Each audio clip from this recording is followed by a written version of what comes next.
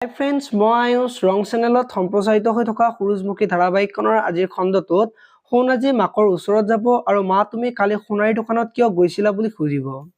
আৰু তেতিয়া মাকে ক'ত দেখিলি তই, মই কিবা এটা বনাবলৈ দিবলৈ গৈছিলোঁ।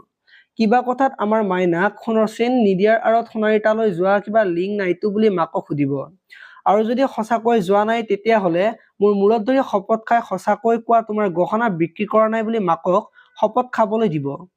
আৰু তেতিয়া মাকে শপত নাখাব আৰু তেতিয়া শুনে বুজিলো তুমি তাৰ মানে গহনা বিক্ৰী কৰি ফাৰ্নিচাৰ বনালা বুলি মাকক কৈ থাকিব।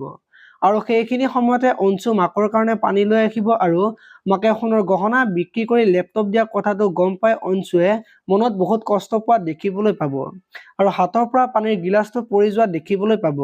ইফালে আকৌ ত্ৰিদীপ আৰু মাহীয়েকে গাড়ীৰে গৈ থাকিব আৰু তেতিয়া পৰীৰ দেউতাকক দেখা পাই গাড়ীখন ৰখাবলৈ দিব আৰু পৰীৰ দেউতাকৰ লগত চিনাকি কৰাই দিব আৰু তেতিয়া দেউতাকে এইবিলাক কথা বাহিৰত নাপাতাই ভাল, সময় উলিয়াই কথা পাতিম বুলি ক'ব।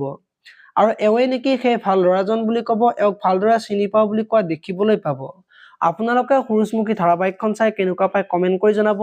আৰু যদি এতিয়ালৈকে চেনেলটো ছাবস্ক্ৰাইব কৰা নাই তেতিয়াহ'লে চেনেলটো ছাবস্ক্ৰাইব কৰি ভিডিঅ'টোত এটা লাইক কৰি দিব। ধন্যবাদ।